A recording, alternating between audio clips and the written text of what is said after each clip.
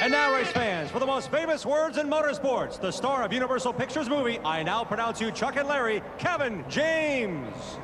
I just got three things to say. God bless our troops, God bless America, and gentlemen, start your engine!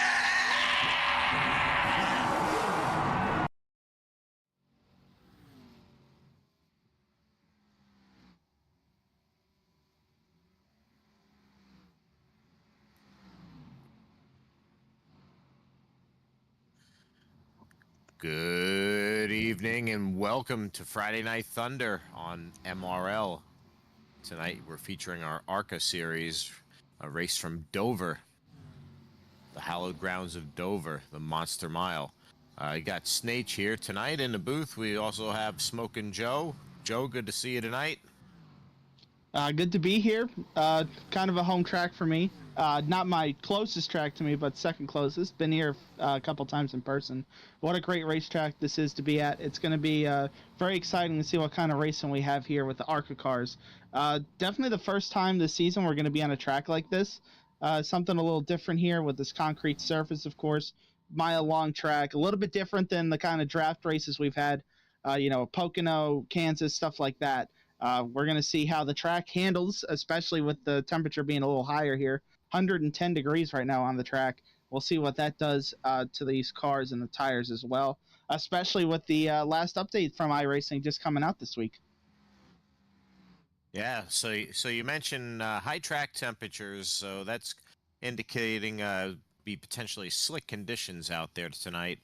Brand new update per iRacing, so it's going to be fascinating to see how the racing is. If there have been anything that's going to help benefit the ARCA car. You also mentioned the concrete surface, so definitely not your typical asphalt oval layout. You have high banks, you have a different racing surface. So, Joe, what can you tell us about the difference between a concrete racing surface over a typical asphalt surface? So the one thing I'm going to look out for tonight is we're going to look at the way the tires wear on this racetrack, of course. Usually when we go to a concrete track, Nashville, Dover, Bristol, that right front tire heats up very, very easily, just with how gritty the surface can be. So I'm going to see, especially with how natural these cars are getting tight, just how easy it will be to overheat and really start grading down that right front tire. The guy who does that the best, manages that problem the best, is going to be the one that wins the race tonight. There's a couple guys I'm looking out for. Actually, it's a very stacked field tonight. It's not as big as the other races, but there is a lot of front-running talent for Dover. Matt Novella, David Owens, as you see him hit the pit wall here in practice. Zach Panzarella are all people that have won an MRL and other series here. So I'm definitely looking to see if they can come out here and win the race tonight or not. There's some other really big names. We're looking at David Brenner right now. He usually runs up front, especially at tracks that are a little bit more difficult. So we'll see if he's able to get up front. Looks like we're looking at Jay Stinson. That's another really fast guy. And pretty much the whole field tonight is a bunch of stone cold killers out there that are used to winning races. So it's going to be a very, very interesting to see how it plays out and who's really going to be fighting for the win at the end. So there you have it. Lots of talent out there tonight. You got to have high banks, gritty surface, Friday night thunder, shall I say. So we're going to be in for a treat tonight. If there's a way we can maybe pull up our current points, we can take a look at the standings here as we're progressing through the season here, regular season standings. Last week after the road course, the Watkins Glen race, you see our top 15. Joe Volpus is still your leader. He's got a small advantage over Billy Brickley. Steve Lewis in third. So Steve Lewis in that 88. Jax Duvall, the Florida man, in fourth, and Sean Walton. Mr. Walton himself round out your top five. So you can see it's a really tight points race with Jay Stinson on your cutoff line. Matt Novella just 8 points below Joe. That things are really heating up as we are getting a little bit past halfway of our regular season. Of course, and of course, those guys right outside the top 10. So Matt Novella with his win at earlier this season, and Colin Bollinger with his. Those two right now are in the wild card spots.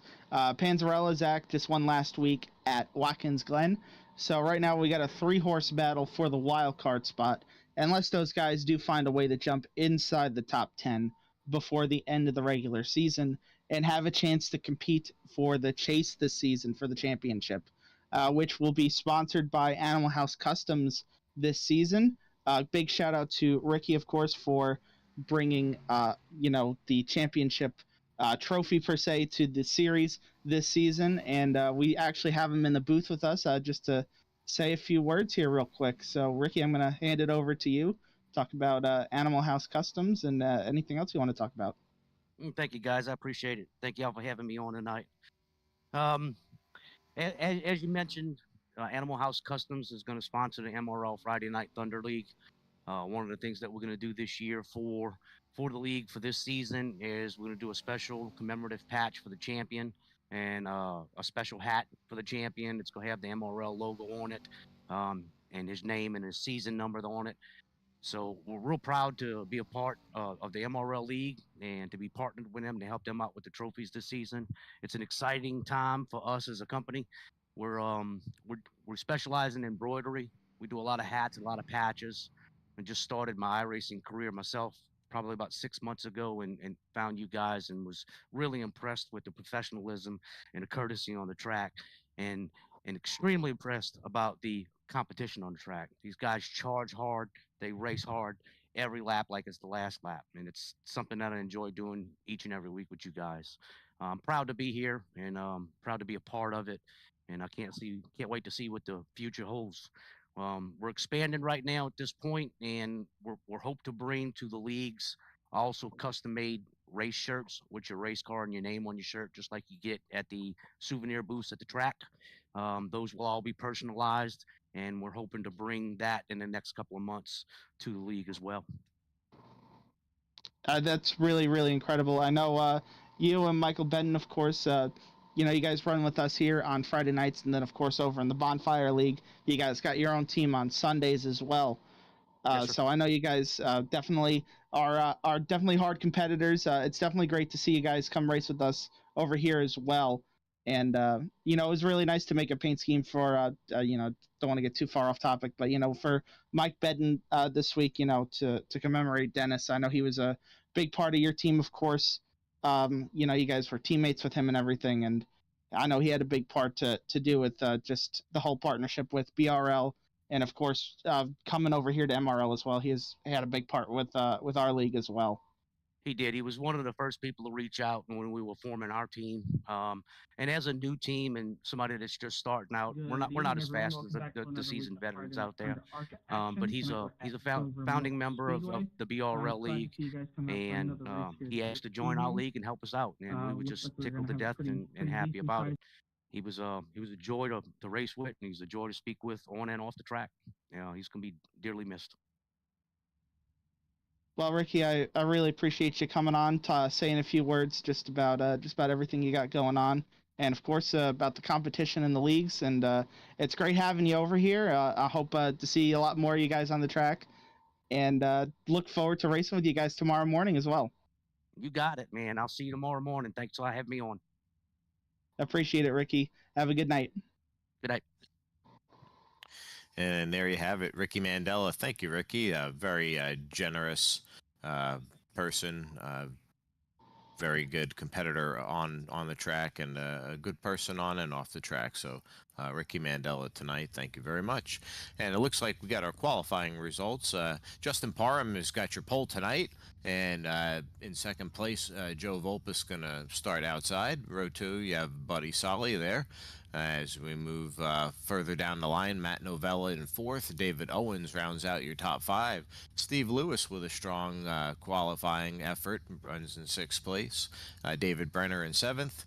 Daniel Smith in 8th. Michael Benton, as referenced earlier, in 9th. And Ricky Mandella round out your top 10. Looking through the rest of the field, we got Jax Duvall starting 11th. Matt Fritz starting 12th. Jay Stinson 13th.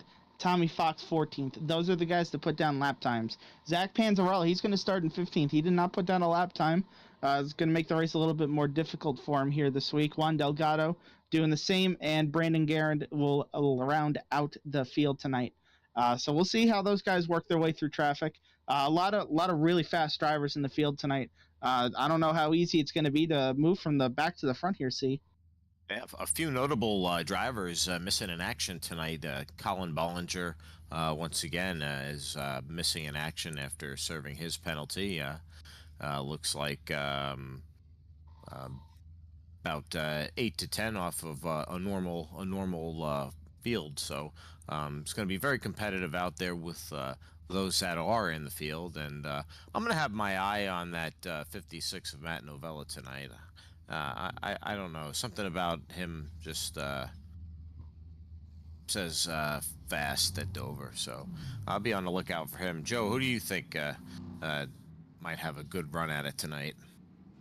If I'm looking at the front of the field here, this is a tough call. You kind of took my pick away. I don't want to agree with you. I got to be a contrarian. Ooh. I hear you. It's very compelling. There's a lot of fast guys up front. Yeah, I'm gonna go out on a limb, and I'm gonna take tough one. I'm gonna go with Plant Smith tonight. He's always really fast. Pretty much every racetrack we go at. Bit of a tire saving race tonight. We'll see if he's able to get it done here at this track with this car.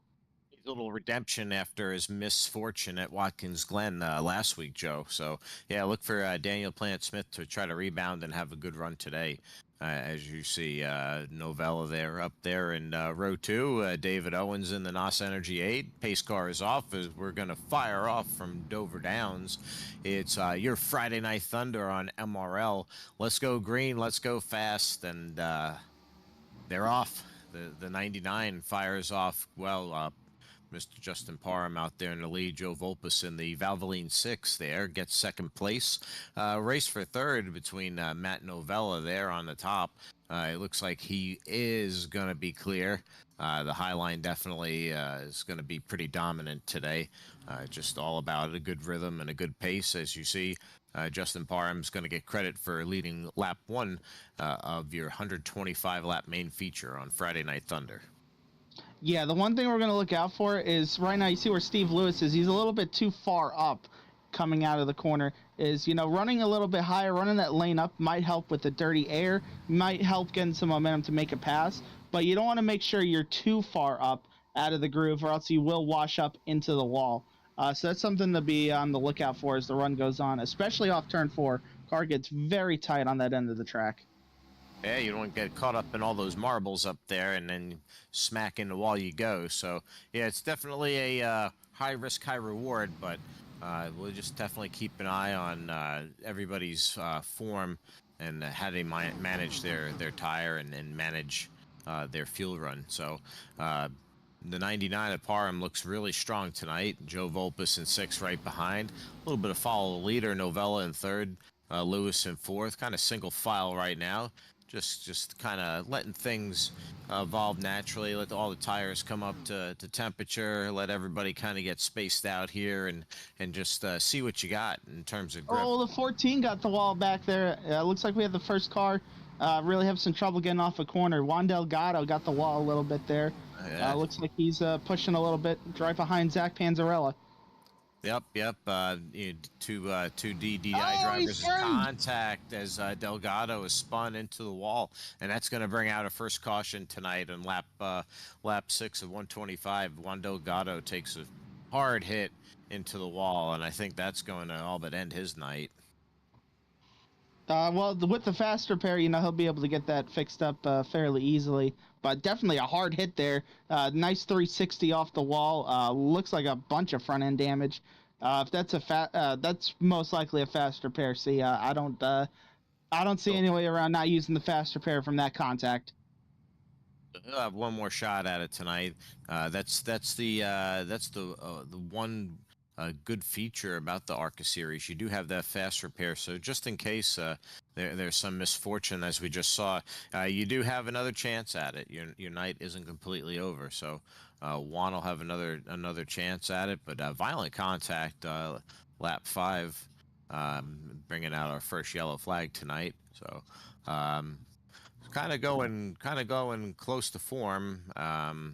From where they started tonight, so haven't seen really much go on here. As you see a few guys here in the back of the field going for service, it looks like a little bit of a splash and go. Would you agree, Joe? Yeah, I would say definitely these guys are going to do a splash and dash here. You see, it looks like the 95. I see the 3 car down there, the 60 car. That's Brandon Guerin in the 57. Juan Delgado, I just saw him use his fast repair. And looks like Michael Benton's taking an extended stay down there. Oh, there he goes, as he pulls back out on the track. Maybe he had a little bit of damage or something that we didn't see on the track, but it may make for a good decision if you feel tires are not going to be an issue. Try to extend your time out on the track and try to flip the strategy on the leaders. So I'm a fan. You know, you have to do something different. You know, if you want to try to get to the front. So good job on them, and we'll see how that plays out here as pace lights are still on the Ford Mustang, so we're going to go around one more time.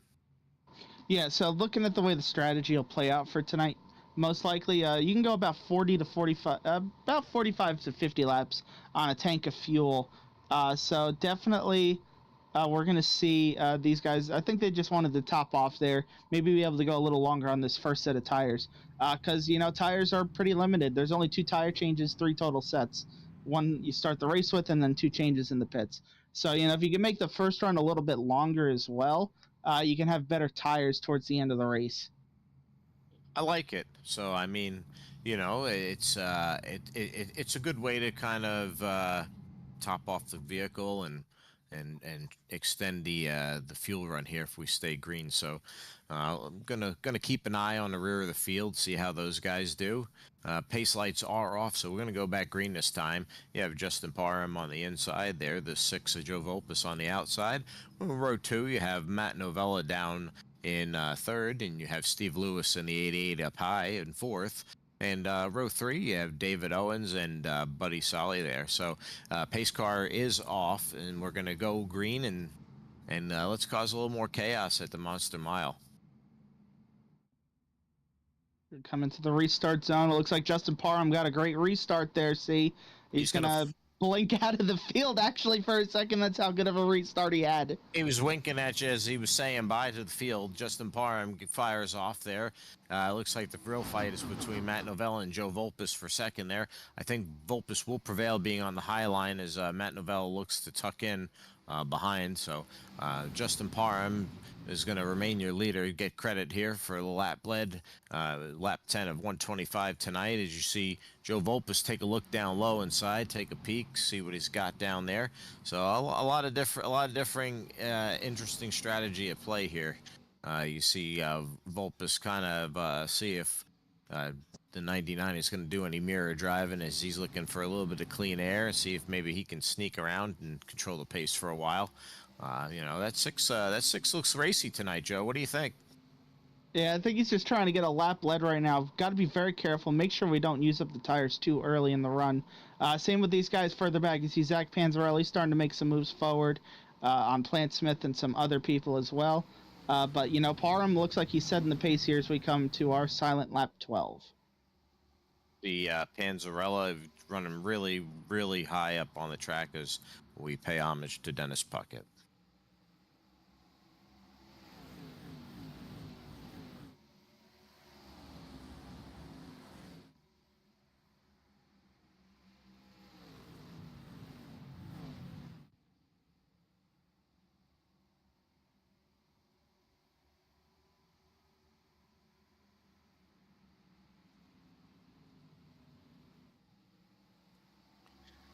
And we're back in action. As you see, Justin Parham is tonight's race leader on Friday Night Thunder here from Dover, the Monster Mile, in that black 99. You look back further back in action, you see Zach Panzarella making some moves, getting through the field. in that nice white and aqua paint scheme. Last week's winner from Watkins Glen. So see if Zach gets enough starts and can qualify for the playoffs. Aqua. Big fan of that aqua. Yeah. Need to make an aqua paint scheme. Like the way that sounds. I mean, you know, it definitely catches your eye out there. I mean, I'm no expert on what looks cool and what doesn't, but it's definitely an eye catcher, and I dig it. You know what else is eye-catching? Look at this battle going on right now just outside the top 10. Actually, for 10th place, Daniel Plant-Smith and David Brenner are going at it right now for 10th, and they got Jay Stinson in tow with them. Yeah, I like the way that 31 reflects on the door of that machine tonight, and they got a nice little battle there in the pack. As you can see, there's racing all over the field there. Stinson down below in that 60. He's definitely looking to inch his way closer to the front. He had one of the faster times in practice, so he was one to keep an eye out for. So Jay Stinson, Venom Racing tonight, that 60 car, I think he's going to be a factor. Yeah, definitely for certain. You know, he started at the rear of the field pretty much, already up to 11th. Just working his way through. Had a little incident there with the 14 early on. Looks like the 14 used their fast repair and recovered, so Juan Delgado still going strong in 15th there at the back of this train right now. Looking back towards the front of the field, though, I think David Owens just made a pass on Steve Lewis for 4th. He's starting to work his way forward. Definitely going to need to see how these tires play out, though. Looks like Parham's starting to open up his lead as we're about halfway through this first fuel run. Got about 0.4 of a second right now on Vulpes, and then another 0.4 back to Novella in 3rd. And this just speaks to the difficulty of the track. It's not as easy as it looks. I mean, you know, you have the high banks, you have the gritty surface.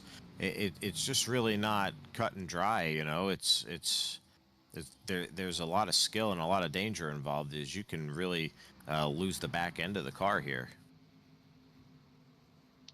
Yeah, definitely got to be careful of not only losing the back end, but like I mentioned earlier, losing the right front tire, I think is going to be the bigger problem. Got to keep the right front on it as long as possible. You know, right now is going to be the moment of truth for a lot of these guys if they've used it up too soon or they heat it up too much. Because you'll see those guys start seeing some comers and goers throughout the field. Yeah, speaking of comers and goers, Matt Novella nipping at the heels of the 6 of the Joe Vulpes Ford Mustang. He says, Mr. Joe, I think I'm going to have to push you to the side and see if I can challenge the leader. So Matt Novella looking pretty racy here.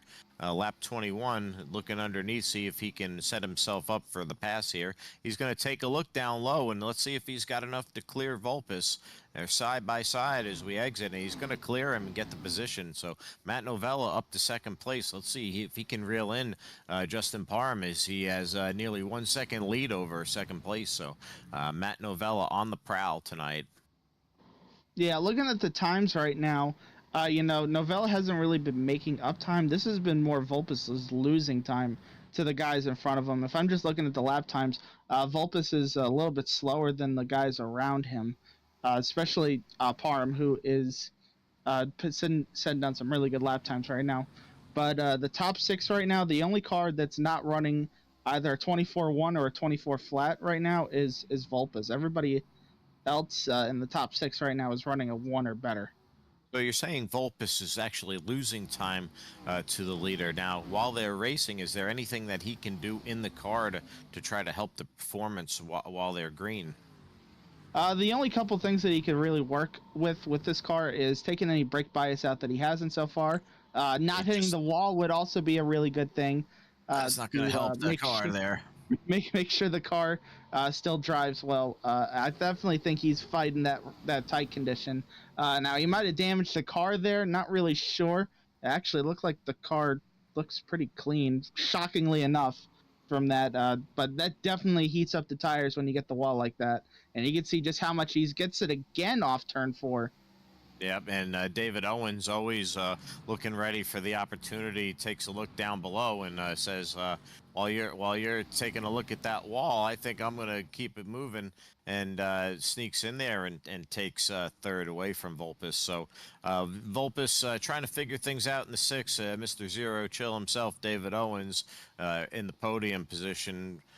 Seeing if he can march a little bit forward and challenge our leaders. We're lap 27 of 125 in tonight's action. David Owens always looking prominent in that NOS Energy scheme, so you can always pick him out on the track. As Volpus starting to lose a few more positions. Steve Lewis in the 88 Nike machine gets by, and Buddy Sally in the 21 looking underneath as well. It looks like he's gonna get the momentums, and he's going to be able to clear the six. So the six definitely having some issues at the moment. Hopefully they can figure something out under the pit cycle, and he can reverse course. Well, I'll tell you what, is David Owens has completely messed up the data right now. The data flow for me.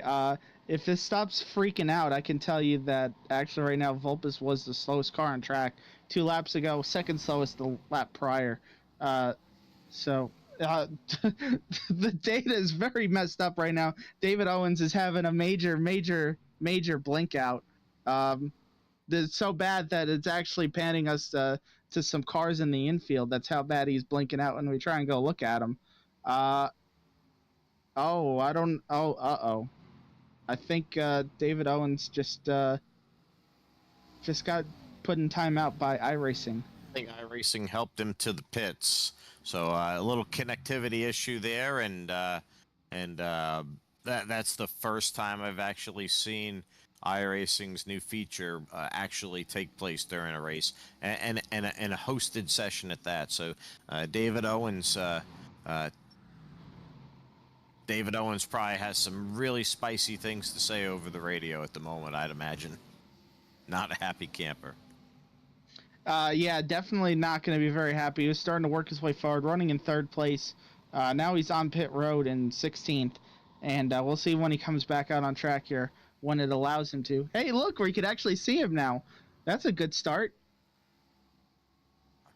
Hopefully he's getting his signal strengthened back up, and he can come out there and try to salvage the best finish possible. But real unfortunate circumstances for David Owens there, as he was definitely looking to be a threat for the win tonight. But Justin Parham is your leader as we continue to progress through the race tonight. Matt Novello, keep him that gap within 7 to 9 tenths of a second, trying to keep it under a second. Steve Lewis in third. Lewis having a real good run tonight in that 88 machine, so really impressed to see Steve Lewis having a solid run tonight. As you see the 21 of Buddy Solly taking a peek up high there. That should be a really good battle there, as you see the 88 has it and the 21 wants it, Joe. Yeah, and I'm watching Volpus fall through the field. He's been the slowest car on track consistently for the past 3 or 4 laps. Way off the pace. You think there's some damage from when he hit the wall?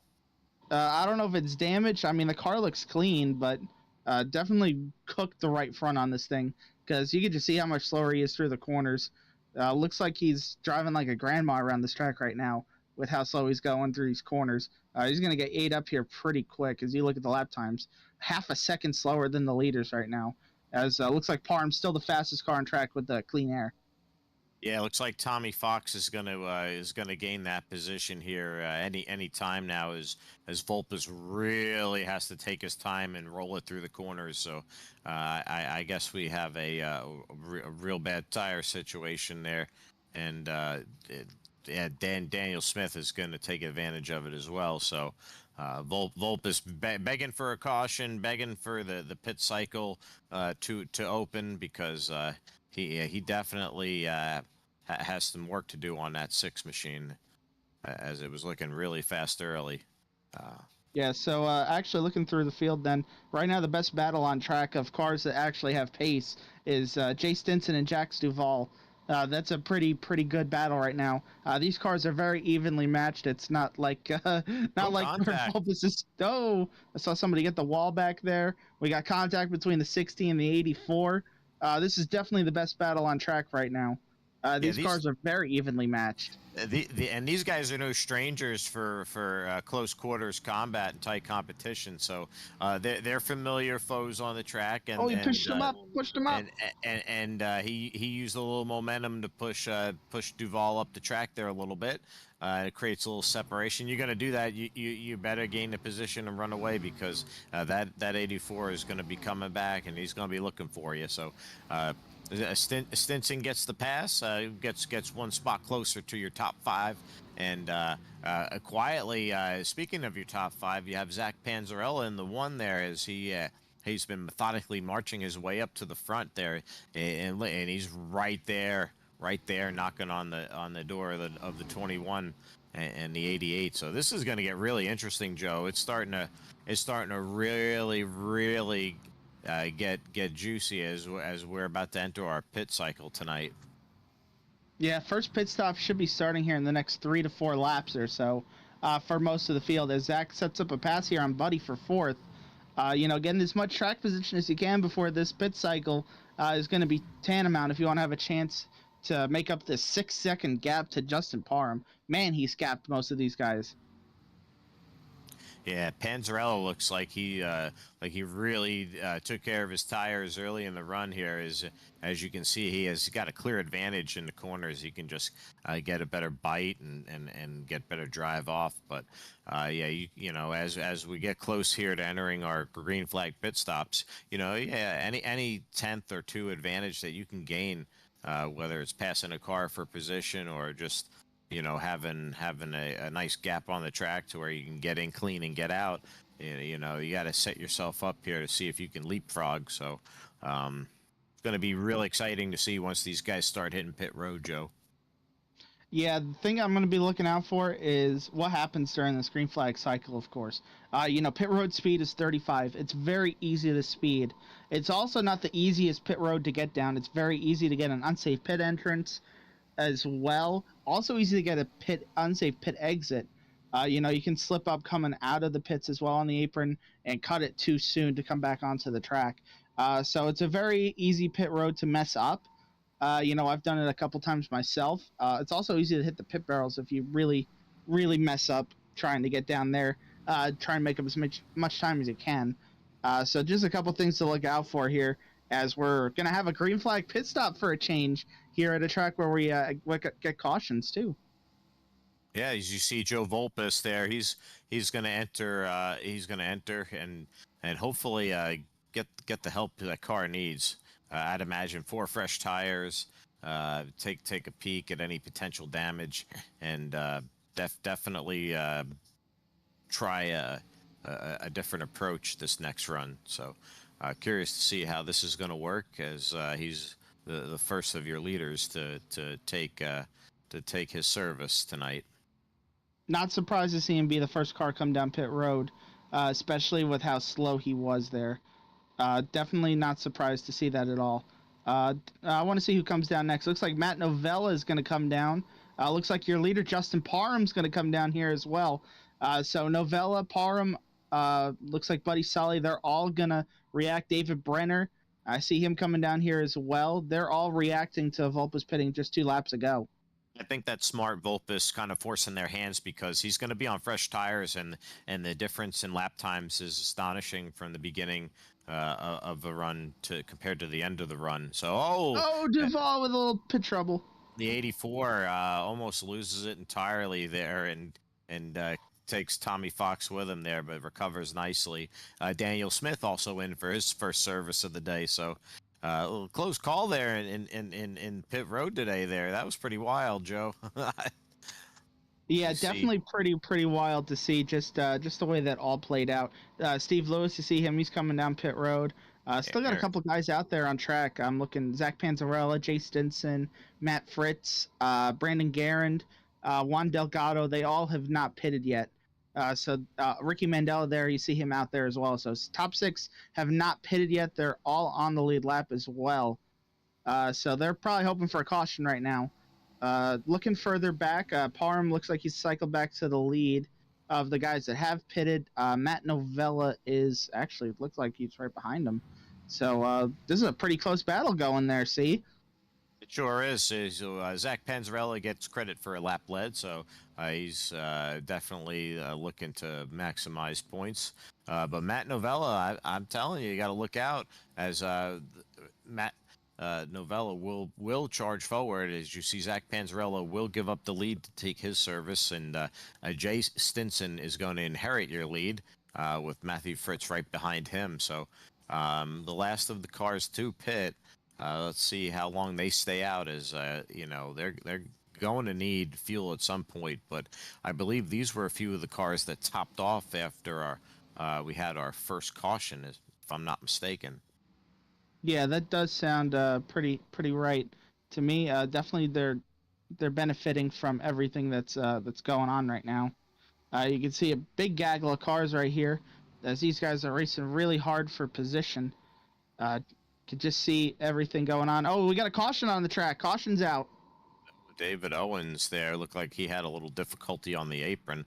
Not sure exactly what happened, but you see the six definitely passing the 60 to try to get one of those laps back.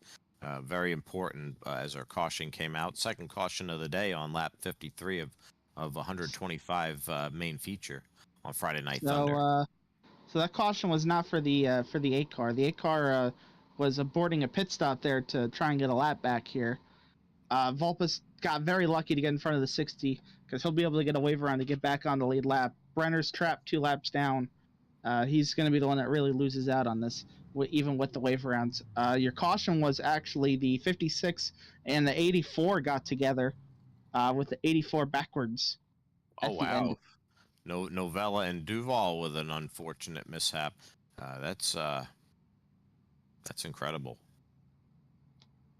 So yeah, David Brenner sadly going to be trapped that extra lap down, so he's going to have to work a little bit harder at it. Easy, guys, easy. I mean, we're not racing right now. I mean, Matt's already had somebody come across his nose under green. I don't think he wants to do it under caution there as well. I don't think that'd be very good. Looking at this field though here, so the guys that stayed out, so Stinson, Fritz, Mandela, Delgado, Garand, they're all going to cycle out 1st to 5th. Then you're going to have Justin Parham. He got the lucky dog. He'll be in 6th. Then you're going to have your wave around guys. That's going to be Novella, Buddy Sully, Plant Smith, Steve Lewis, Joe Volpus, and Zach Panzarella. All those guys will get back on the lead lap with the wave around. And then Brenner, unfortunately, David Brenner was not able to get around Stinson to get back to 1 lap down. So his wave around will only get him to 1 down. Tommy Fox, if he doesn't pit here, his wave around will get him to 2 down. Duval there, you saw him, of course, he was the big part of the caution. He's 3 down. David Owens ran out of fuel and is having some major problems himself, so he's multiple down.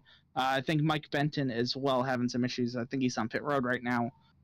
You see there, David Owens right now is out of fuel. From his friends right there. Check that out.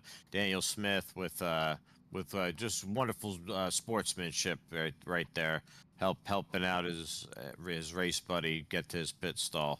So that you don't see that every day. So hats off to Daniel Smith to help David Owens get to his pit stall.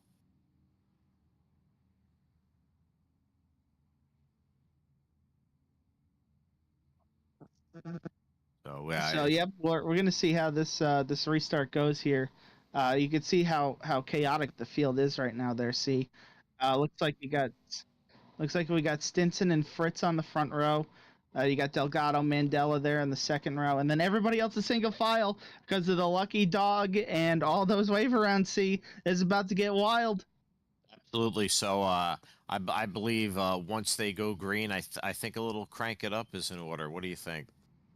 Yeah, let's see how this see what happens here in this restart. Definitely gonna see how chaotic it gets with 20 cars. It looks like on the inside. Pace car is off at Dover on Friday Night Thunder. Oh, they didn't go in the back of the field. See, they're wrecking. They didn't go. There's a massive miscommunication. The restart has definitely been compromised. Caution is back out as Zach Panzarella is involved. It looked like Delgado involved as well. So that was very abrupt. As We got you a see crab that one, walking one car out there. Look that at it. one is walking it, crabbing it, walking it, and it's wild. Let's see. David Owens behind. Looks like he got involved there as well. I think Mike Benton may have been involved there as well, or he may have just came out of pit road. Definitely a timely caution for him to get back out on the track, actually. Trying to figure out what happened there. I guess somebody did not get going on that restart. Definitely with 10, 12 cars on the inside, one of those mistakes towards the front of the field gets magnified when everybody's in a single line like that. Definitely got some guys with some damage. David Brenner's going to get back on the lead lap, it looks like, from all this. So great break from him after the tough break on the last one. Let's see who comes down pit road here, because whoever does definitely has damage. Absolutely. So, David Owens, he's gonna take it. Joe Volpus, Daniel Smith, Buddy Solly, Zach Panzarella, as he's just drifting that thing everywhere. So they're definitely going to take advantage of this caution and get some necessary repairs and service done to their cars, and we'll go crank it up next restart. So. A little unforeseen circumstances there. Yeah, we talking about cranking it up. See, the guys that are going to be cranking up their fast repairs are going to be the 31 and one car for certain. Not sure if anybody else has that much damage. Okay, maybe the one car isn't going to use their fast repair. Zach Panzarella is going to try and fix this thing up potentially. Maybe not that much damage. He's going to save that fast repair and see if he can kind of just bank on more cautions and tinker on the car. It's a gamble, but it may pay off in the long run. So you keep that fast repair in your pocket. Yeah, you just never know what might happen in the waning stages of the race. Yeah, definitely going to be interesting to see. How much? I want to know how much damage he had, considering he's not using the fast repair and he's just. Okay, let's see what happens. Is the car driving straight when he comes out of his pit stall? I think. Okay. Yeah, it looks how like much you want to bet he's straighter? All right, how much you want to bet he's going to come back down here and use the fast repair? I think so, because it's still crab walking a little bit.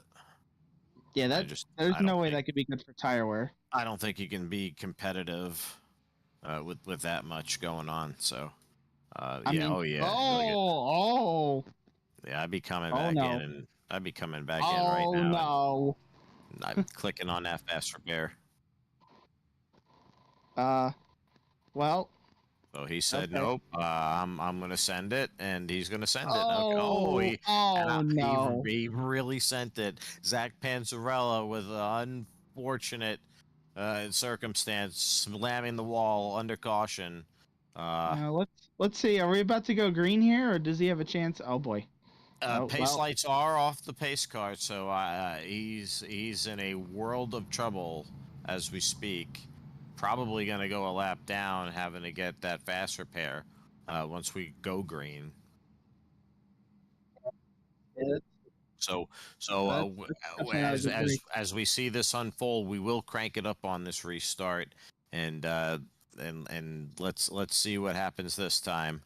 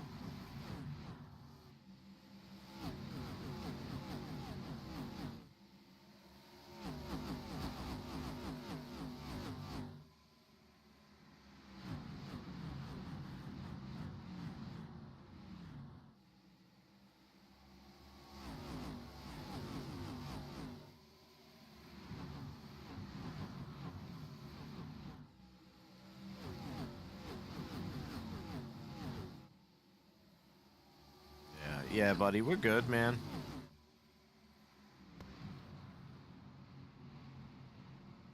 Man, see, that was pretty good from our producer, buddy. Saying that camera angle wasn't very good. Kind of reminds me of the old Fox broadcasts right there in real life. Yeah, that was The a camera rather angles are that had really some. interesting to look at. We're gonna next week. We're gonna have to get that picture. You know that picture I always send in the chat of the cameraman pointing the camera completely away from the basketball court. We got to get that picture up on stream. Yeah, a truly few bizarre moments during that crank it up, but hey, why not? Well, we'll try anything once. So we're past halfway tonight. As Matthew Fritz is now our new leader. The 95 is our leader tonight. As you see, he's another one of the Venom Racing contingency, along with Jay Stinson. And Brandon Garand in third. So Brandon Garand in the 57. That's a nice name to be calling up there towards the front tonight. And that's a really sharp paint scheme he's got too. Good to see Brandon running top three. Jay Stinson in the 60 car behind him in fourth. And then you have Matt Novella behind Stinson there in the anti-23, number 56. So I mean, it's the ultimate play on words. As you see, Steve Lewis, everybody, gotta watch out for that wall, Louie. It'll jump out and grab you. So it looks like no harm, no foul. So the Air 88 can proceed, but Justin Parham sneakily takes back the lead from Matthew Fritz and says, "No, that's mine. I'll take it back, sir." The 99 regains the lead. All right, so a little housekeeping here. So Parham, of course, got the lucky dog. The way the cautions have fallen, it's made it easy for him to get back to the lead. Matthew Fritz, Brandon Guerin, Jay Stinson, they've all really benefited from the way these cautions have fallen. Now they're able to show their speed up front. Matt Novella, definitely not somebody that's benefited. He's in 5th place now out of everything. Steve Lewis has benefited pretty well. Vulpes has benefited pretty well, but he's on the oldest tires right now out of these guys up front, so we'll see how that plays out for him. Ricky Mandela made up a lot of time. He's up to 8th now. I see Buddy Sully right behind him. After all the chaos, he's reworked his way into the top 10. You see Daniel Plant-Smith is right behind those two. He's not on the lead lap right now. He's the first car lap down in 11th. And to note there as well, a little housekeeping from that Crank It Up. In 12th now is Zach Panzarella, and you can see that he did come down and use the fast repair. Yeah, he had to. He really tagged that wall. I mean, I don't mean to laugh. It was really just it was rough to watch. So glad he used the fast repair, and might have another caution or two, and boom, he's back on track. So looks like we have your top 10 on the lead lap tonight. Justin Parham's led the most laps thus far tonight. Pretty commanding performance. So he's definitely trying to cement his place in the standings and position himself well for the playoffs. So very interesting. Yeah, to see. he doesn't really have enough starts though to make the chase. So he's just out here to trophy hunt pretty much. If you look further back, Brandon Garand right now looks like he got moved up out of the groove by Novella. He got Novella to his inside a couple laps ago. Novella went through, Steve Lewis went through, now Vulpes is trying to work his way through. It's very easy to where you end up like in a Martinsville-like train at some of these tracks. This is definitely one of them. You just get stuck on the outside and just a bunch of people start passing you. And just like that, 4th to 7th for Garand. Looks like he'll be able to hold on, though, and actually stick on the bumper of the 6 car, though. Yeah, it looks like he was able to find a place real quick to duck down low, but once again threatened with Mandela underneath there. But Garand able to carry momentum on the high line and try to get back to the 6 bumper. But yeah, it's a very momentum dependent kind of track. It just like a short track can do, where you get out of line, you might be might be waiting for a while to get back in place. So hopefully a 57 can recover. Still have 50 laps to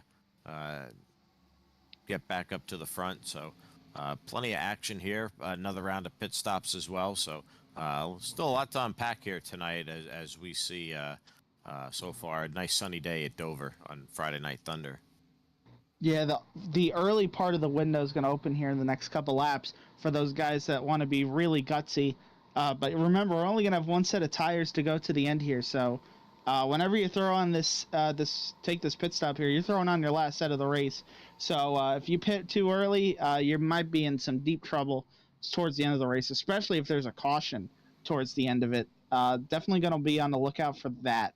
I think most of these guys, they're going to try and go to the end of their fuel tank here. See, you want to make it to probably about lap 90 to 95 before you want to pit.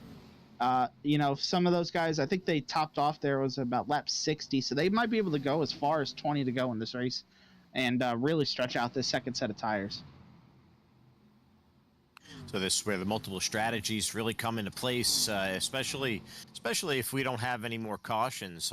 You're gonna see your leaders here pit in roughly 10 to 12 laps, and then you're gonna see others in another 10 laps beyond that. So a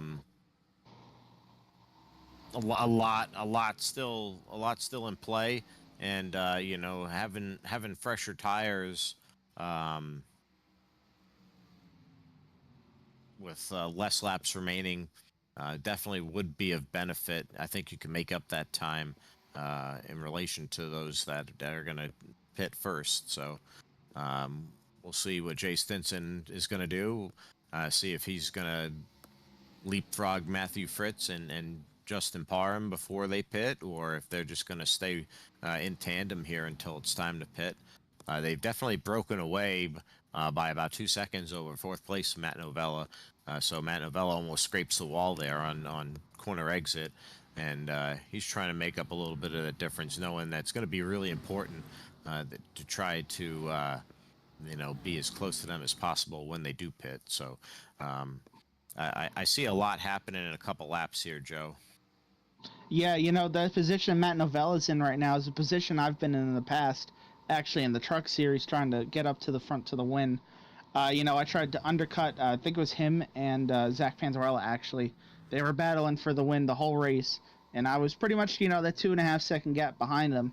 And I wanted to get a little greedy, make up some time coming on pit road, as well as with the short pit, and see if I can jump out in front of them.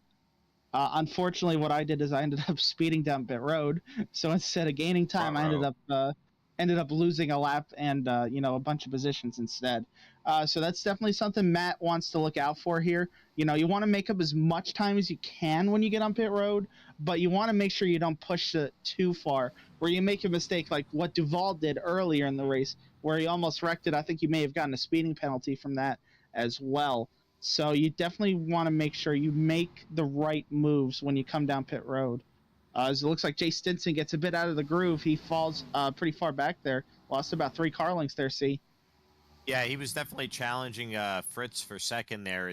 Definitely had a little issue with the car there, aero getting a little wonky. So he backed it down and, just live to fight another day. So you see Steve Lewis there trying to challenge the 6 for 5th place. So, these 2 cars as well, are definitely candidates to maybe pit early and try to, show their hand and force the hand of the leaders. So, I definitely, since they're a couple seconds behind, I think maybe this might be them trying to, just throw their best shot at it, barring another caution. Yeah, so Joe is on the oldest tires in the field right now. However, because of the damage that he got from that restart incident, he has a little bit more fuel than a few of the guys in front of him. So if I'm looking, up the field, Parham right now and Novella are on the second oldest tires in the field, but also they didn't pit at any other point since their first green flag pit stop. So they have the least amount of fuel in their car. So I would expect them to come down first. Looking throughout the rest of the top 5, just to give you a rundown, Stinson, Fritz, they had pit stop 7 laps later, and looks like Vulpes had a pit stop 11 laps later. So Parham and Novella are going to be the first 2 to come down pit road, would be my bet. You see Stinson passes Fritz for second place, and you see the 84 Duval passing Vulpes, but Duval's still a couple laps down in that 84 tonight after his incident before with the pit road, and just getting a little out of control there. So not the best performance for Jax tonight, but just trying to maximize what points he can earn by making the appearance. But Steve Lewis having a great night, running in the top 5 and in the top 10 most of the night. So Steve Lewis showing good speed, good pace tonight in the 88, making good decisions on the track and keeping the car clean. As you see Tommy Fox underneath him, just if they're not on a lead lap with you, you just let them go. And Steve Lewis just making great decisions tonight. Showing really good paces. Brandon Garand, actually. We saw him fall back earlier. He was dropping through the field like a rock when he got stuck on the outside. But he's really settled in here. He got back around Steve Lewis, worked his way back up into 6th, and now he's pulling away from the group behind him, and he's pretty much stabilized the gap to Vulpes in front of him if I look at these lap times. Right now, that last lap, he was about 2/10 slower than Vulpes, but he was 2/10 faster than everybody behind him. I love his paint scheme, but what exactly is his paint scheme? I can't exactly see what that is. I just really love all I just love all that's going on with it. But yeah, his car looks good. He's got great pace tonight. I love seeing him having a top 10 run. Let's see if he can get in that top 5 and make something happen here. You still have a little more than 30 laps remaining and a pit cycle, so a lot left to settle. He's still within 6 or 7 seconds of your leaders, so maybe he can pit early and try to regain a little bit of time on him. So I'm really excited to see, as you see our lap times there running mid 24-second times.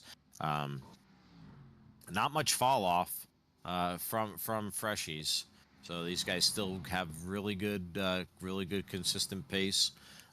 Jay Stinson just applying a little bit of pressure to Justin Parham, but these guys are going to pit any lap here. As you see the 99 breaking down the apron. So our leader, Justin Parham, coming in for his final service of the evening in the 99, giving up the lead to the 60 of Jay Stinson on lap 94. Now lap 95 of 125 on Friday Night Thunder.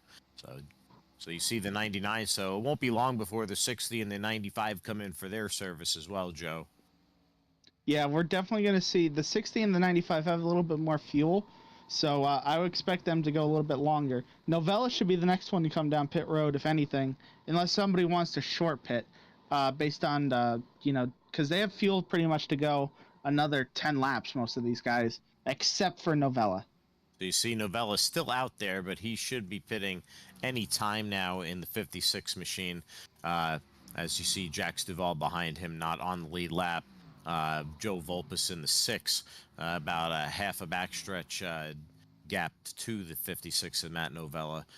So yeah, lap 97, still in 3rd place, still has to go for his service. You see the one of Zach Panzarella. He could definitely use a caution or 2 here, as he's still a lap down. But Daniel Smith is still in your lucky dog position, as David Brenner now enters pit road for his final service of the evening. 9th place of David Brenner on your lead lap in that 22 Troy built machine. He's going to get his freshies and his fuel. Yep, definitely going to undercut a couple of these guys as well, just like Parham. Try and make up some time here on the little fresher tires that he's going to have. I'm really expecting most of these guys to come in here in the next lap or 2. It looks like Novella got the wall a little bit behind him, actually. Steve Lewis down pit road. Steve Lewis in the 88. Yeah, he's definitely trying to take a good swing at it here. And I think with this many takers, I think the leaders kind of have to pit now. What's the difference of staying out? As you see, the 60 and the 56 coming in for service. So Jay Stinson giving up your lead. Matt Novella from third coming in for their final service. The 95 of Matthew Fritz is now your leader with Joe Volpus in second. So the 95 is now entering pit road. So, yeah, totally flipping the script here. Let's see if the 6 follows suit or if he decides to stay out. The 6 does stay out, so Joe Volpus is now your leader as Matthew Fritz is going to take his final service. Hopefully none of these guys had any speeding penalties. I don't hear anything from race control. The 21 of Buddy Solly, he's coming in for his final service of the evening as well. Looks like he entered the pits nice and clean, so he's going to get his tires and fuel. Joe Volpus relinquishes the lead as he's going to take his service of the evening, and Ricky Mandela in the 3 is going to inherit the lead at this point. Ricky Mandela, your leader. Yeah, so definitely, I think most of those guys there, Fritz, Volpus, they were just trying to lead a lap or two, make sure that they got some bonus points out of it. These guys here, though, Mandela and Garand, they've been in the back half of the top 10. There's not really that much of a risk of staying out, hoping for a caution. This is a strategy I tried in the Xfinity Series, this past season, was stay out, try and hope for a caution, and flip the script. It's a strategy that, when there's not that much risk of losing any positions, it's worth trying. So definitely want to see if it works out for them. They're going to need a caution, though, here in, I'd say, the next 5 laps or so, if they want this strategy to work. If not, they're going to come and they're going to have to take their last set of tires. You can see Zach Panzarella, though, he also on that same strategy because, he was a lap down due to his faster pair usage. Right now, him and Plant Smith trying to get back on the lead lap, this way, might work out for them, might not. They're right now, they're in the same boat, though. They need that caution to come out to get back into the race. I think it's smart because it's the best and really only play that you have. If you just followed suit with the leaders, you'd still be in the same position, and with this, at least you have the opportunity if in fact the caution does come out. So I commend them. So Ricky Mandela. Hopefully a caution does come out, but Ricky Mandela gives up your lead for his final pit stop of the evening. Brandon Garand in the 57 inherits the lead tonight, so he's going to get some laps led tonight, and 57 out front, as Zach Panzarella will be in second place at that point, but 21 seconds behind. So Brandon Garand with a hell of a lead, good cushion there, Joe, and he's going to be leading some laps. Caution. There's a caution on the track. Caution. So this really flips the script. As I don't know exactly what happened on the track here, trying to get confirmation. So, this caution, I don't know what iRacing was thinking here. I think somebody up in iRacing might have fallen asleep and hit their head off the button. The 8 car definitely got loose, half spun trying to come down pit road. But maybe a sloth was up there hitting the button, because by the time race control put out the caution, the 8 car was already going straight and going forward again. So not really a caution that was really needed there, but a caution that was needed for Brandon Garand, who just really lucked out here with the way this is timed out. I think Justin Parham was already on the lead lap, so he's going to cycle around to the lead here. Jay Stinson should get the lucky dog, and then everybody else is going to have to take the wave around here. See, so that's going to be Matt Novella, Matthew Fritz, Joe Volpus, Steve Lewis, Buddy Sully, Ricky Mandela, and then it looks like the way they're going to line up coming out of pit road, Plant Smith and Panzarella should both get the wave around as well. Based on where they're coming out of pit road, merging back into the traffic, they'll still be in front of the race leader and get the wave around as well. And this is what we were just talking about, the caution coming out, for guys like Zach Panzarella and Brandon Garand, staying out those extra few laps because it's really like your only hope to try to be in the front or back on the lead lap with a chance to compete for the win. So they're going to have their fresh tires and fuel. And it's going to be quite a shootout with a little bit more than 15 to go when we do go back green. So noting that, and also noting how fast the 99 has been tonight, who do you see becoming really aggressive once we do go back green? So the way this is going to play out, Brandon Garand is going to have the best tires in the field. We're going to see how much that really matters. Justin Parham is going to have the worst tires in the field, but he's going to have the lead. So what he really needs to do is he needs to use that clean air, get away as fast as humanly possible, because a lot of these guys actually are going to be lined up single file again, like that restart earlier in the race, because of the wave around situation here. So really all he's racing here on the restart is going to be Garand to his outside, as somebody just plowed the wall catching the field, and that's not going to help their arrow. I don't know who that was that got the wall, but I think it was Matt Novella. It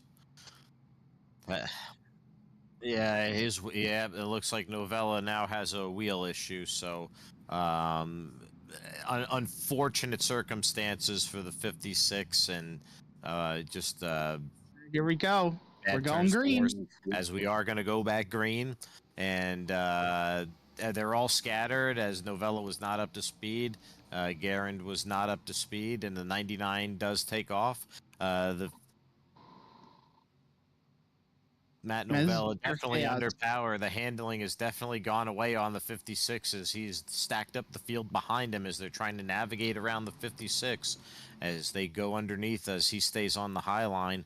The car predicting unpredictable handling after he smacks the wall.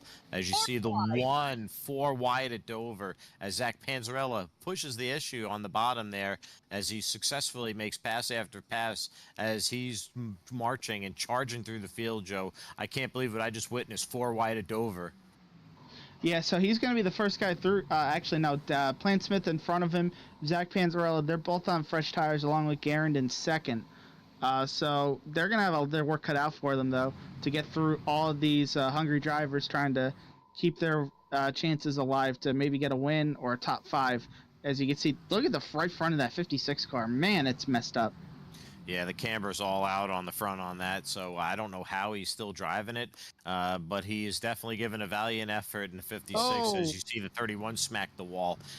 Things are getting really heated. That dirty air definitely has an effect on the cars as everybody's pushing it to the limit here with 13 to go, Joe. It's anybody's race, but that 99 is getting away as he's got over a 1.5 lead of the 57 in Garand. Can the 57 march back and try to reel him in? As you see, Stinson in third has a shot of him.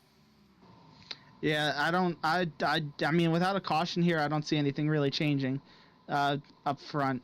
I think Garand is going to be probably good enough to finish second in this race because of the way those guys are racing behind him, mainly. I mean, look at how hard they're racing for 5th place. Look at that field. I am shocked we have not had a caution. As you see him smacking the wall there in a 21, that's gotta hurt. Man, look at how tight everybody is. Zach Panzarella now up to 6th, by the way. He's starting to climb through this field. Matt Novella is going the opposite way though with his damage from that caution. He's down to 8th and he's struggling hard. Oh my goodness! 10 to go. The 31. Daniel Smith in 7th there. Zach Panzarella taking a look at the 6th there. He's closing the gap bit by bit. Will he have enough time to get up there to try to threaten the leaders? 10 to go. It may sound like a long time, but it's not really as we go 24-second laps. Yeah, he's too far back. Too many cars to pass. He's going to need a caution more than anything to really get back into this. Brandon Garand looks like he's about to be under pressure from Jay Stinson behind him, actually, for second place as the field starts to settle down. We'll see if Brandon's able to hold on to the second place run. That 60 car is coming. 60 of Jay Stinson threatening the 57 of Brandon Guerin with 8 to go at Dover on Friday Night Thunder. The 60 has shown massive speed and agility all night. The 57 has strong presence, having a great showing tonight. Can he hold off the 60 as Jay Stinson goes down below and looks inside, and he sweeps underneath and completes the pass on the 57. 7 laps to go on Friday Night Thunder from Dover. Jay Stinson now in second place, but he's 2 seconds behind the leader of Justin Parham. Will he have enough time to reel him in? Does he have enough left to reel him in? Yeah, it's starting to gaggle up, though, behind them. I think this race for first and second's pretty much settled. The race third on back, though, is about to get crazy. Jax Duvall, who's 3 laps down, is now getting in the middle of a battle for the top 5 as he gets around the 57. And now that's going to open the door for Matt Fritz to get third place, it looks like. And we are going to have 3 wide down the backstretch here, see? A lap car makes the 57 loses it, and he is definitely shoveled out of the top 10 at that point. As you see, Brandon Guerin has the ultimate misfortune, running second place mere laps ago to now being shuffled back to 8th after the 84 a lapped car creates a blockage, and the 57 just receives the worst of it. Yeah, it looked like the 1 car definitely forced the issue 3 wide there. The 6 and the 1 made contact. 6 went up into the 57. It looked like the 6 got some right front damage there. I don't know if we have a good view of it, the way his right front looks after that. Definitely looked like there was, yeah, you can see it right there. The right front looks a little scraped up there for certain. We're going to see how much that affects the way this car drives. Looks like Plant Smith's starting to catch up to him for 5th with 3 to go. But the battle was on for 3rd right in front of them there as well. Matt Fritz is under pressure now from Zach Panzarella. Zach Panzarella taking a peek as you go down the backstretch there, entering turn 3. He's going to kind of just arc it a little bit more, take a look, try to be where the 95 is not, and try to use any kind of clean air to his advantage. As we've got 2 laps to go, Jay Stinson cuts the lead into the lead by about a half a second, but with a second and a half with a 2.5 to go, I just don't think too little too late. See, too little too late. 60 is not going to reel in the 99 unless the 99 has one really bad set of corners. White flag on Friday Night Thunder from Dover, lap 125 of 125. It's been a thriller indeed. Justin Parham has been the dominant car most of the evening. Zach Panzarella has shown a lot of speed, making a great comeback, and Jay Stinson has been precise all night. And look at this action as Brandon Guerin gets hit by the 22. Oh, no! Oh, the double odd hits him, and 21 hits him as well. And oh my goodness, Novella as well, as the 99 of Justin Parham crosses the finish line and wins tonight from Dover as we have massive chaos on the final lap. Oh my goodness, what carnage, Joe. All right, be careful getting through there, Justin. They're flipping and everything. Oh my goodness. I just witnessed the demo derby on that final lap. I don't know what I just saw. There's a lot of chaos that just happened. The top 7 pretty much got to the line unscathed, but 8th on back turned into probably one of the craziest things I've ever seen. Justin Parham, though, what a great win from him. He's able to overcome all the misfortunes when he pitted. Got the pole, led the most laps, won the race. Very dominating performance for him here tonight, I'd say, especially having to overcome all those pit strategy things that happen with the cautions. Absolutely, the South Carolinian definitely had the dominant car tonight, and regardless of how the strategy played out, he just showed to have the dominant car and the ability to overcome. And Justin Parham was just a force tonight. Impressive victory, and I just have a feeling this must be one of his more favorite tracks to run because he definitely trophy hunted tonight and was successful. Yeah, what a great performance from him. Got the win over Jay Stinson by 1.2 seconds. Zach Panzarella able to recover to third there at the end. Matt Fritz fourth. Daniel Plant-Smith got around Volpus for fifth at the end. Same with Steve Lewis getting around him for sixth. Good performance for him. Volpus seventh. And then you can see the deficit in time after that. That's where the chaos began. Buddy Sully, Ricky Mandela, Brandon Garand round out the top 10. And then you got Novella, Tommy Fox, Delgado, Brenner, Duval, Owens, and Mike Benton will round out the field.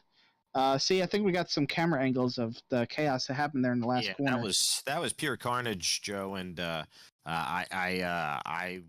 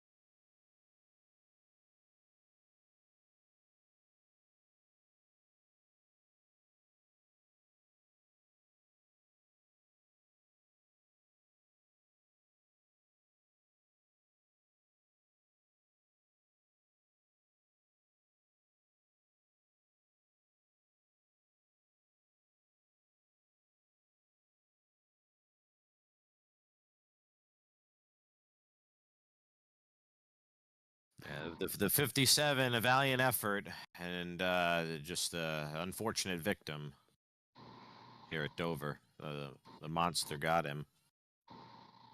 The monster of the T-Bone got him there. Man, that was Boy. Yeah, really I just rough. want to be on along for that ride. So looking here, we have our updated points after a thrilling night at Dover. Joe Volpus retains the lead as your series leader. He opens up his gap to a new second place. Steve Lewis. Steve Lewis moving up from third into second after a strong performance tonight. Kudos to Steve Lewis. Matthew Fritz gains 3 positions as well with a strong showing tonight. Jax Duvall stays in fourth after having an unfortunate series of events tonight. Doesn't lose in the points. Fifth place, David Owens gains a position, so he's now entered your top 5 for the points. Sixth place, Thomas Fox move up 3 positions, so your dark horse there, Tommy Fox running strong here. Billy Brickley, your big loser this week. Billy Brickley not in the race tonight, and it really showed here as he takes a real dip in the points. Jay Stinson, he moves off that cut line and moves up 2 more positions, Joe. So really interesting result. Yeah, and you just keep looking down. Of course, Stephen Neal's now on that cut line. Matt Novella 3 points out, but of course with his win, he's still in a wild card spot. Brandon Garand, they made up some points on that cut line and some positions for Brandon here as well. Zach Panzarella moved into the second playoff wild card spot, and then Juan Delgado rounds out your top 15. And here's your wild cards there. See, so Novella, Panzarella now are your two, and Colin Bollinger's the first one on the outside looking in. You see Parham there; he has his win, but of course he's not going to be able to make enough starts to qualify for the chase. And then everybody else is going to need a win to get back into it. Yeah, so paging Mr. Bollinger, you got to start racing and get back into the chase. So very exciting here as we wrap up at Dover tonight. Tell us about next week, Joe. Where are we going next week? So next week, actually looking at our schedule, we got Chicagoland coming up next week.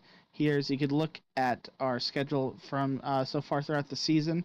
This is going to be our second traditional mile and a half, cookie cutter kind of track.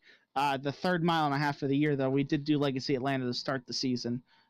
So we had two winners in both of those races, two different winners in both those races. Colin Bollinger, of course, started off the series with the win at Legacy Atlanta. Matt Novella got the pole and the win at Kansas. So Chicagoland next week should be pretty similar to those races. The big thing that I'm going to be looking out for here is there's only 4 races left in the regular season to either get top 10 in the points or to get into one of those 2 wild card spots. And we got some wild card tracks coming up. Chicagoland next week, we're going to see how the draft plays out there. But then you see Daytona the week after. Then you see Homestead when we come back from 4th of July, and Talladega, another real wild card to close out the end of the regular season. So there's still a lot of racing left and a lot of shuffling that can happen in the points. A lot of super speedway action. That's going to be pretty exciting.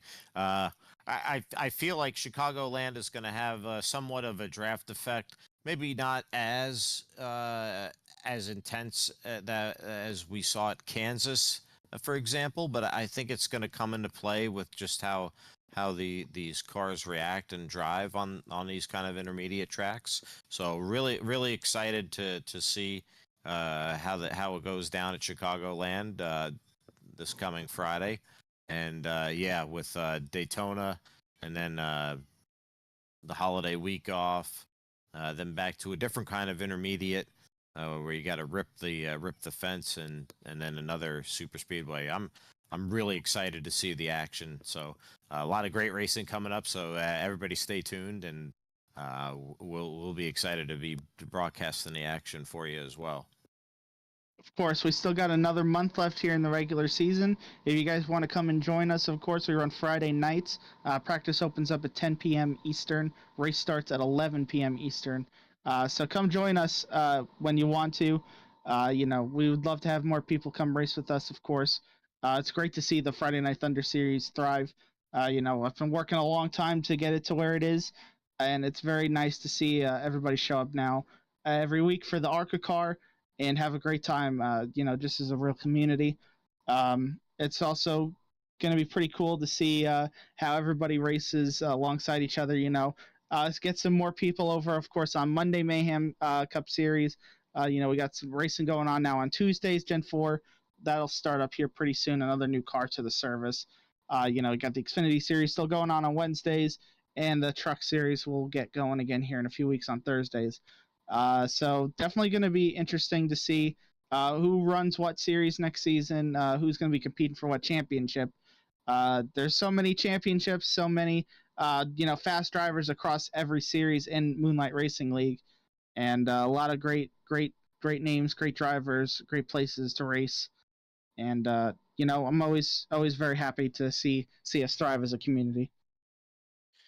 Yeah, so well said, Joe. There's always action going on in one or multiple series at any given time. So always plenty of racing under the Moonlight Racing umbrella. So yeah, be sure to check it out. And if you like what you see, definitely reach out and be a part of the action. So,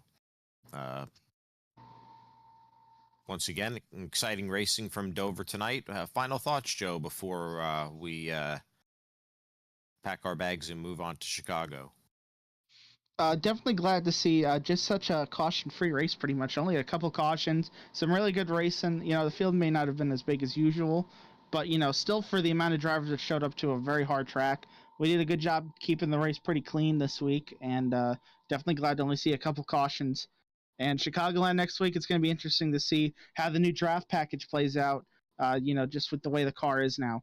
That's what I'm most excited to see what's going to happen with the series next week. I'm looking forward to it as well. So, with that said, we'll see all of you next week. I'm Snake for Smokin' Joe, and for Buddy, our producer. It's been a great night of racing, and until next week, go fast or get past.